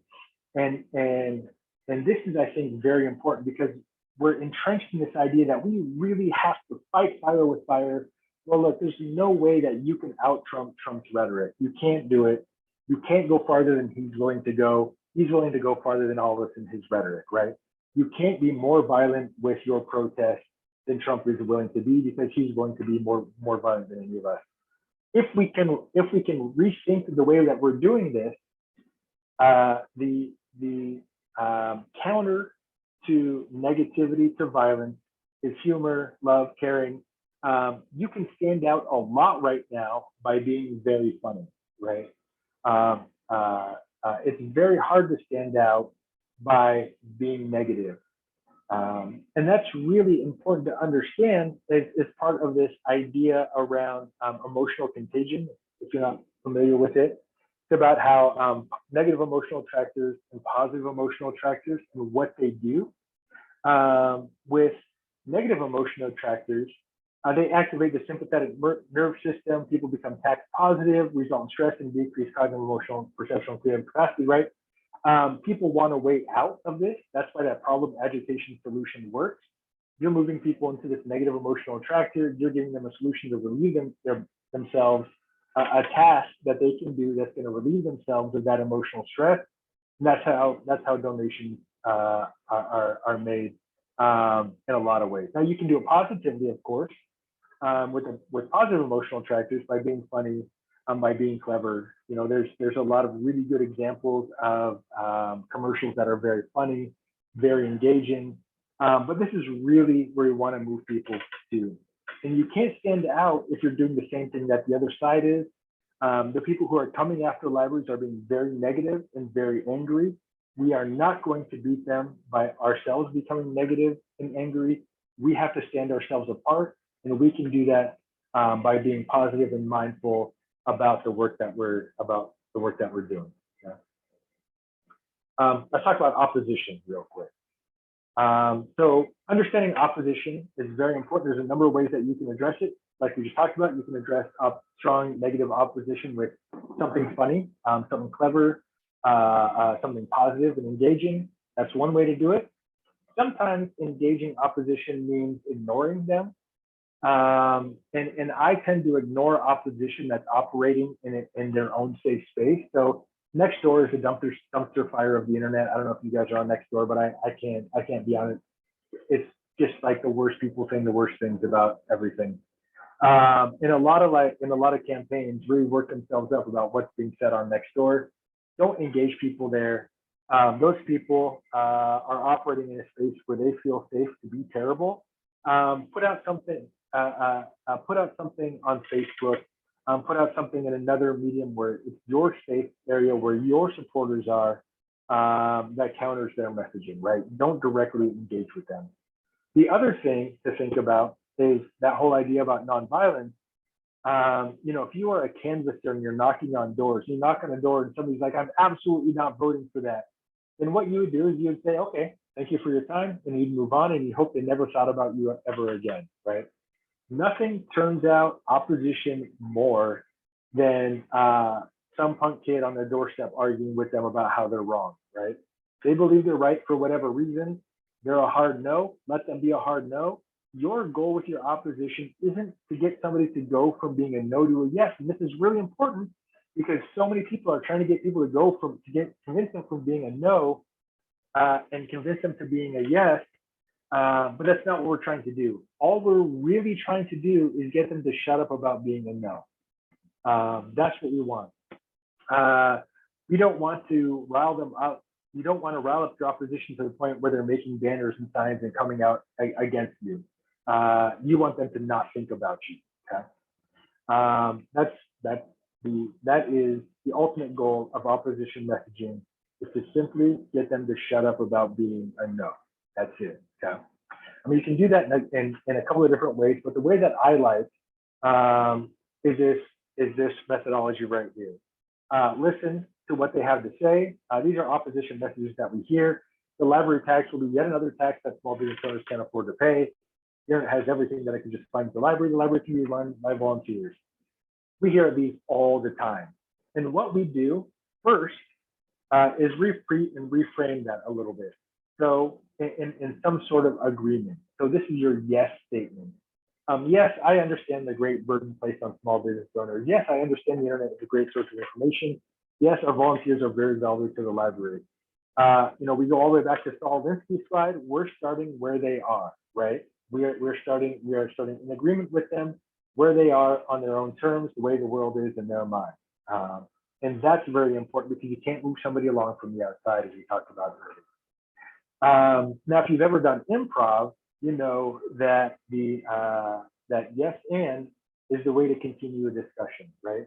So this is your yes statement. Your and statement is like, and that's why we provide so many resources that make being a small business owner easier. And that's why you want to increase the community's access to it and add value to what you get from it. And that's why the library uses as many volunteers as we can. We're not using but, we're not using however, we're not using anything in contrast to what they're saying. We're simply adding on some more information to their current beliefs, so that where they are, we're just giving them extra to think about that's in agreement with what they already believe. And then you set up some examples. For example, we often have programming on hiring staff for small business owners, and we offer patent and trademark classes for small business owners to protect their property. For example, high-speed internet access. For example, we love having our volunteers take on more roles, etc. Right? If you put all of this together, an opposition statement looks like this. I understand the great burden placed on small business owners, and that's why we provide so many resources that make being a small business owner easier. For example, we often have programming on hiring staff for small business owners, and we offer patent and trademark classes to teach small business owners to protect their property, right? That is your yes and example statement. If you're running a campaign, you might consider anytime you hear an opposition statement, you go back into the office and you put this together and you give everybody the counter statement that you guys put together. So next time they hear it, they have something to hear. Okay. We're going to take 5 minutes and we're going to jump into coalition building, and then we'll have some time for questions at the end. So coalition building, again, about building people around your movement. It's about building a coalition around your people.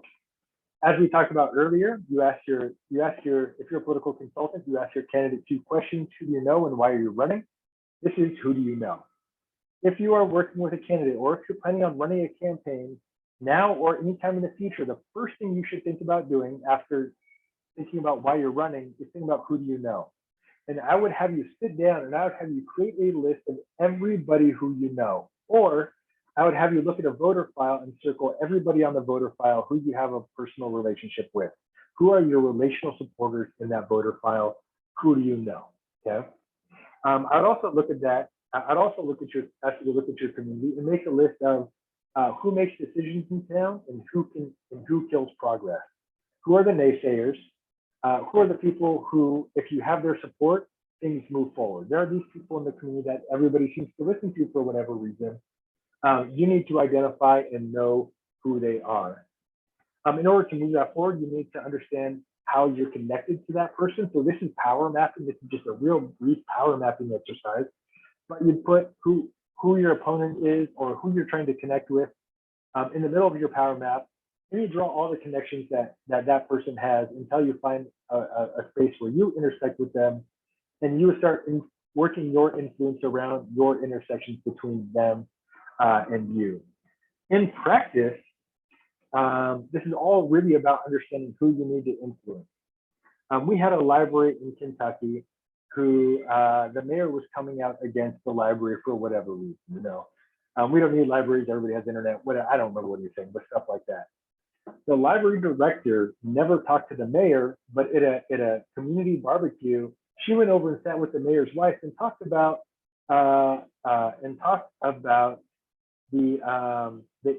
issues that libraries solve for new mothers, young mothers, for children, for the issues that she knew that wife and mother cared about. And we know that it worked because the mayor never said anything about the library ever again. She never had to talk to the mayor. She only had to talk to the mayor's wife, right? And again, she was very smart about it. She talked to the mayor's wife about the things that mayor's wife cared about, nothing else, right?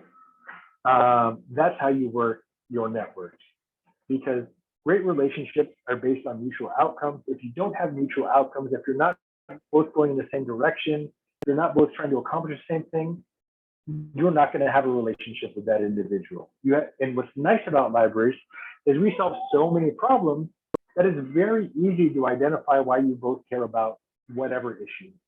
Find something that you both care about in the community.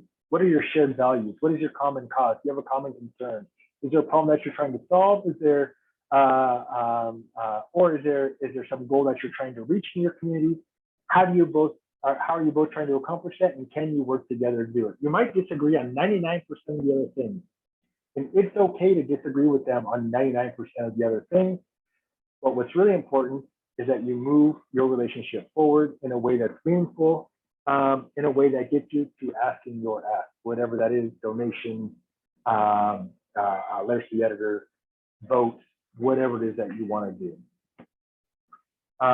Putting it to work is real easy. If you have A to Z databases in your library, you can look up the biggest companies and biggest employers in your library, and it will give you the names, phone numbers, and email addresses in a lot of cases of the executives of those biggest employers. Pick up the phone and give them a call. This is very scary. This is very daunting. This is the part that nobody ever taught me about fundraising or organizing, is what do I say on that first call, right? On your first call or on your first contact, what I always say is, think about like you're sitting over coffee. You are not there to make an ask with that person on your first initial call with an individual. Your first initial call with an individual is, hi, my name is Patrick. I'm with the library. I'm here to understand what it is that you want to see it accomplished in your community and how the library can help you accomplish it. You aren't there to ask them for money. You aren't there to ask them for votes. You are there to show to them how the library intersects with the things that they already care about. And that really takes the burden off. So many people are scared of that initial ask. That ask is daunting. But if your initial conversation is, who are you? What do you care about? What can I do to help you solve the problems and the issues that you care about in the community? That's much less daunting. After you have that conversation, you can say, oh, I was thinking about, you said you want to see the local economy improve. Did you know that we have a business development center? Would you consider making a donation to that in order to get more people involved in their small businesses, right? That is how we move those conversations forward. It's not as scary as it seems. And people want to hear from you. People love hearing from government individuals because they've never heard from them before. Nobody is calling the Tea Party from the government to hear what the Tea Party thinks. Nobody is calling any political party. Nobody's calling churches. Nobody's calling all of these community organizations. You have to reach out to these individuals and drink coffee with them, quite honestly. Get to know them as people, find out who they are and what makes them tick. Just two more slides here. Now, this is a famous quote from Archimedes. This is one of the big takeaways that I would love for you to have, one of two. Is give me a large enough email list in a platform to send them from, and I shall move the world. Now, the original quote, of course, is give me a long enough lever and a fulcrum to stand it on, and I shall move the world. Email is the lever and fulcrum of the digital world, okay? If you do one thing walking away from this, get everybody who supports you, get their name and email address as a first step. Pass around clipboards, any point of contact, get their name and email address. The more name and email addresses you have, the more people you can contact when things go south on you, right? That's very, very critical. The next thing is every library in this country should have 100,000 likes on their Facebook page, whether or not they have 4,000 people in the community or whether or not they have 1 million. And that's simply because what's great about Facebook is that it's a public showing of the number of people who support you that no local politician is going to take on a library that has 100,000 people following its Facebook page, especially in a community with like 4,000 or more. I'm not picking 100,000 just out of nowhere. I'm choosing it because Facebook lets you invite 100,000 people in a really easy way by clicking on the people who like a post and then inviting them to like your page up until you get 100,000 likes on your Facebook page, and then it takes it away. You should be putting up engaging content and building up those likes on your Facebook page. A great public showing of how many people support your library and why. If you want our books, they're available from ALA Editions. If you like to dive more deeply into some of our trainings, I've really touched on a number of different things, but nothing super deeply. If you would like to get in really deep on any of the conversations that I've had with you today, if you go to everylibraryinstitute.org, we have a ton of webinars on demand that you can, and we have premium ones that you pay for any donation of $1 or more, and a whole bunch of free ones. So please feel free to help yourself there. If you have any questions, I can answer some here. You can follow up with me online at PC Sweeney. Find me on any platform as PC Sweeney. Send me an email, patrick.sweeney@everylibrary.org, or schedule some time to talk at calendly.com/PC Sweeney, and we can have a conversation about any of the thoughts that you might have. Thank you, team. Patrick, a question we always want to ask people at the end of a session like this, so that we make sure this wasn't just stepped away from work, listened, then went back to work, is what will those of you who are still on the call and those of you listening to the archived version, what will you do in the next week differently as a result of what you heard from Patrick today? And question for you, what will you do differently in the next week as a result of having spent this time with Patrick and the rest of us?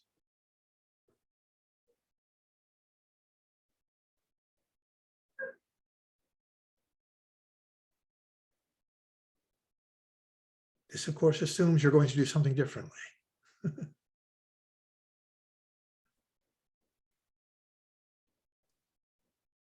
Okay, I've got an idea.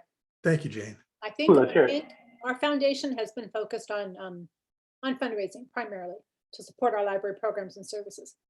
What I would like to do is talk at our next board meeting, which is tomorrow, about creating an advocacy team or a committee who can decide on what our advocacy steps are going to be, who we're going to go to, what we're going to say, because there'll be a lot of us, myself included, for whom this is a big step, and for whom and who will need a script of sorts.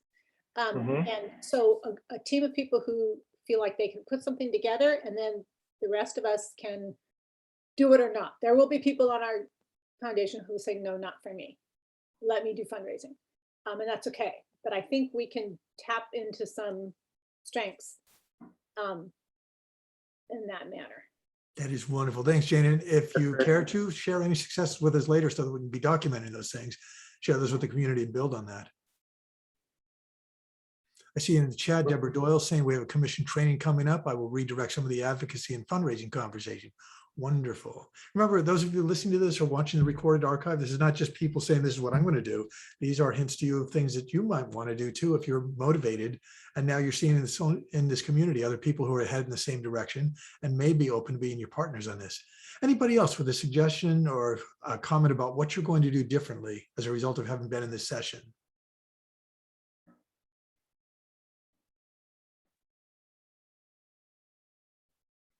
Chris is putting in the chat, meet more people where they are. Wonderful. Thank you, Chris.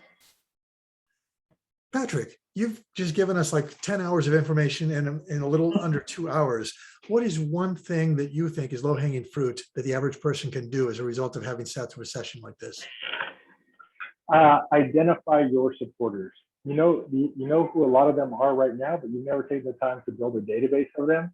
If you put it in Excel, if it's in Constant Contact, if it's in MailChimp, if it's in one of the really incredible customer relationship platforms, even Salesforce, which I think is overpowered for libraries.